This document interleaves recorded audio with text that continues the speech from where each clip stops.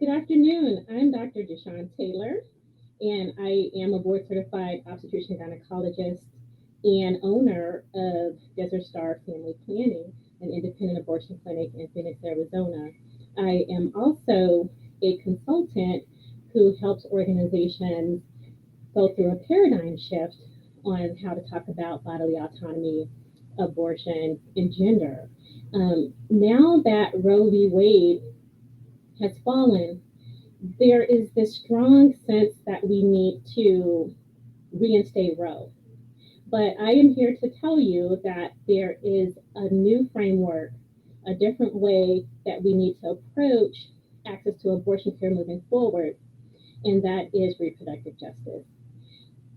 People are not making the decision to end a pregnancy in a silo, and therefore we should not talk about abortion care in a silo.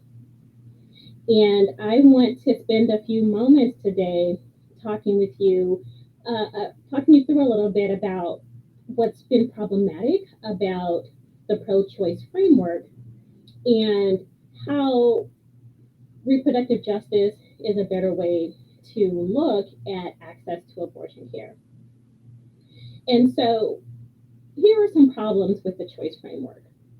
One, choice sets up a simple for against divide. Reproductive issues are a lot more complex than that. Another problem with choice is that it is about the right to not have a child. But many people are fighting for the right to have and safely raise children. Choice was framed as an anti government issue, keep the legislators out of my womb, so to speak. But justice demands the involvement of the government. It is the work of the government to create the conditions for us to make decisions about our lives and then be able to execute those decisions in a way that is accessible and affordable. Choice ignores community and social barriers that prevent people from accessing their rights. And so, what is the point of having a choice if people can't exercise that choice? So people, don't have an abortion clinic near where they live and they have to travel hundreds of miles. Like right now, in the current state, after the Supreme Court decision in the Dobbs versus Jackson Women's Health Organization case that overturned Roe v. Wade on June 24th this year, there are now 14 states that do not have an abortion provider. And there are even more that are who have bans that are blocked in court. And then there are still more that have decreased the gestational limit from by which people can obtain abortion care. And I am coming to you from Arizona, and we were originally a state that could provide abortion care up to something called viability, and now we have a 15-week ban in place. And so when abortion is banned, somebody is always going to fall on the other side of that, right? And so it's really important that we understand that each individual person is making a decision for not only themselves, but their families and for their lives. And so we need to be talking about that, talking about the conditions under which people can not only not bear children, but to also have children and raise those children they have with dignity in safe and sustainable communities. And so, what's really great about the reproductive justice framework is that it analyzes intersecting oppressions that people are dealing with. And it puts all of that in front of us so that we can start to create policies that result in healthier people, healthier families, healthier communities, and therefore overall a better country, right? And so some of these intersections are access to an expansion of medical and social services for families. Many of these states that have all of these restrictions on abortion also do not take very good care of families and children. Another important intersection is environmental protections. Think about Flint, the Flint water crisis, where there was so much lead in the water that there was an increase in spontaneous pregnancy losses. There's a whole generation of children growing up with developmental delay because, as you may know, that lead is dangerous to the development of, of children's brains. And so, another important thing about environmental protections is, you know, what communities are these plants, these toxic chemical plants in landfills located in? Communities of color in poor communities. And these are people who were disproportionately impacted by the ability to access birth control and other health care, right? And these are the same people who are disproportionately represented in the number of folks who are experiencing unintended pregnancy and are therefore put in a position to access abortion, to need to access abortion care. And these are also the people who ultimately get left behind and are harmed the most when abortion is restricted. Transportation access and safety is another important intersection. These are what we call social determinants of health. These are things, obstacles and barriers that are put in people's way that impacts their behavior, their health seeking behavior, their ability to, even if they wanted to be an active participant in making sure that they're healthy, then there are some difficulties in doing that, right? Like, so if a person doesn't have a car and doesn't have access to adequate public transportation, how are people going to get to their appointments, right?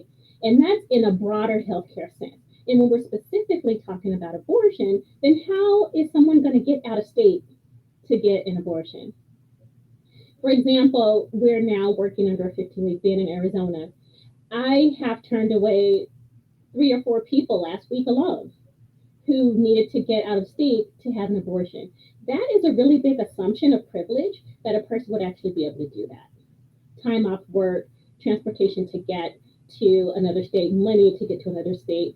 Most people who have abortions already have children, so we have to worry about child care, let alone time off work and the cost of potentially an overnight stay, right? And so all of these things are coming together to create insurmountable barriers for some people. Another intersection is housing security and affordability. There are so many more unhoused people, and then even more people who have unstable housing, where they might have a roof over their head tonight for a week, but maybe not next week. And so housing is so expensive. And with the current pandemic and people's loss of livelihoods, there are a lot more people who are homeless now. And so imagine becoming unintentionally pregnant, because why would we expect people to not have sex, and right? And so people find themselves unintentionally pregnant and without housing. Access to affordable and nutritious food is another intersection. Right now, we're dealing with this formula crisis. Like, how dare people say you can't have an abortion, you need to continue a pregnancy and birth, and then our government can't even make sure that there's baby formula. Oh, just breastfeed? Everyone can't do that. And that's just an unreasonable expectation. And then the other piece of this is that people need to have a living wage. How are we expecting people to take care of families, forcing people to birth children, and they can't even make ends meet taking care of themselves or as a couple, the couple, or now we're starting to add to a family.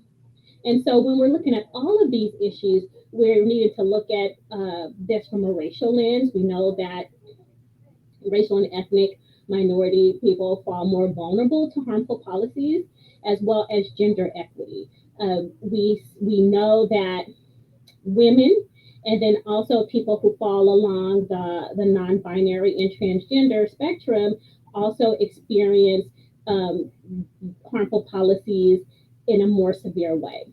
And so when we're thinking about policies and we're thinking about the intersections, then we're also needing to look at these things through a racial equity and gender equity lens.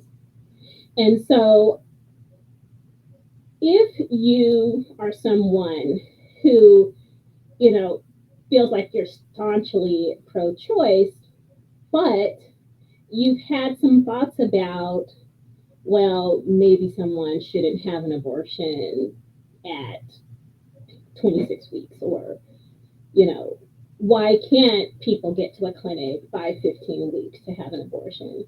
Or why not? Why shouldn't people continue a pregnancy and place a child for adoption? Or, I'm pro choice, but I wouldn't necessarily have an abortion myself. If you're one of those people, I challenge you to really look at this from the lens of justice. Each person deserves to control their reproductive destiny, which also provides the opportunity for them to not only survive, but to thrive. And so I challenge you to move yourself along a spectrum of one, from pro choice to pro abortion, regardless of whether you would think you would have one yourself or not, because you probably would. One in four people will have an abortion by the age of 45 who can become pregnant. And we all know and love someone who's had an abortion. And so start to really um, think about your values around these things and just think about how much better people's lives would be if we did operate in the values that everyone is worthy of the life that they have charted for themselves. And it's really important, a really important aspect of that is that people be able to control if, when, and how they have children, the types of families that they create, and be able to parent with dignity in safe, sustainable communities. I hope that you got some good information today. And if you liked what you heard, definitely follow, um, like, share, and I'll be back on soon. You guys have a great rest of your day.